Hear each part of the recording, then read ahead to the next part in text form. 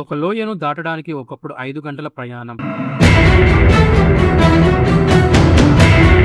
కానీ ఇప్పుడు మేఘాలపైనే తేలిపోతూ కేవలం కొన్ని నిమిషాల్లో ఆ దూరాన్ని దాటివేయడం సాధ్యమేనా? భూమికి దాదాపు 565 మీటర్ల ఎత్తున ఈఫిల్ టవర్ కంటే కూడా ఎత్తైన ఒక వంతెన నిర్మించవచ్చని ఎవరైనా చెబితే మీరు నమ్ముతారా?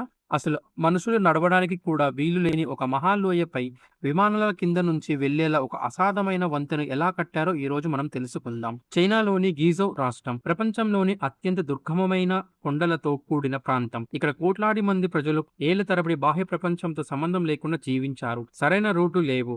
హైవేలు అస్సలే లేవు. 2000 సంవత్సరం వరకు ఈ ప్రాంతంలో ఒక ఎక్స్‌ప్రెస్ వే కూడా లేదు. ఇక్కడ ఉన్న అతి పెద్ద లోయ కారణంగా దశాబ్దాలుగా ఏ హైవే ప్రాజెక్ట్ ముందుకు కదలలేదు. ఇంజనీర్లు ఏనాడైతే ఇక్కడ ఏది నిర్మించడం అసాధ్యం అని చేతులెత్తేశారో సరిగ్గా అక్కడ నుంచి అసలైన చరిత్ర ప్రారంభమయ్యింది. ఈ లోయలో వీచే గాలుల వేగం గంటకు 140 కిలోమీటర్లు. ఒక సాధారణ వంత డిజైన్ ఏది ఇక్కడ పనిచేయలేదు. 2 సంవత్సరాల పాటు కేవలం ఆ లోయ స్వభావాన్ని, గాలి వేగాన్ని అధ్యయనం చేయడానికే కేటాయించారు. చివరకు 2011లో ఒక అద్భుతమైన బ్లూ ప్రింట్ ను సిద్ధం చేశారు. కొండ అంచుల్లో భారీ టవర్లు నిర్మించి కేబుల్ సహాయంతో వంతెన గాలులలో నిలబెట్టి కేబుల్ స్టడీ డిజైన్ ఖరారు చేశారు. అసలు సవాలు అక్కడే మొదలయ్యింది. కార్మికులు ఆ లోయలో దిగడమే ఒక సాహసం. ఒక్కో యాంకర్ పాయింట్ బలమైన బండరాళ్లలో చేతు డ్రిల్ చేయాల్సి వచ్చింది. భారీ క్రెయిన్లు పనిచేయని ఆ దుర్గమ ప్రాంతంలో పరికరాలను తరించడానికి ఇంజనీర్లు ఒక ప్రత్యేకమైన cross garage cables system design చేశారు. బ్లాస్టింగ్ కోసం ఏకంగా 200 సార్లు నియంత్రిత పేలులు జరిపి కొండలను తొలగించి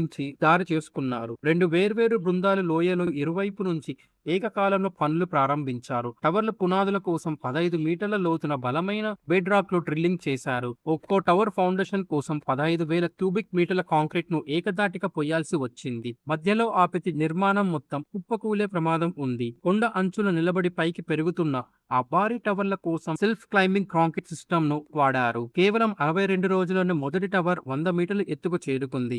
లేజర్ చెకింగ్ ద్వారా 1 డిగ్రీ తేడా వచ్చిన మొత్తం పనిని పక్కన పెట్టేసి మళ్ళీ మొదటి నుంచి చేయాల్సి వచ్చేది. కానీ అసలైన క్లిష్టమైన భాగం కేబుల్స్ అమర్చడం. టవర్ల మధ్య ఉన్న 720 మీటర్ల గ్యాప్ లో మొదటి సన్నని వైర్ ను అమర్చడానికి ఒక హెలికాప్టర్ వాడారు. గంటకు 80 కిలోమీటర్ల వేగంతో వీచే ఈదురు గాలుల్లో పైలట్ హెలికాప్టర్ను గాల్లో నిలిపి ఆ పనిని చేయడం సామాజిక అద్భుతం.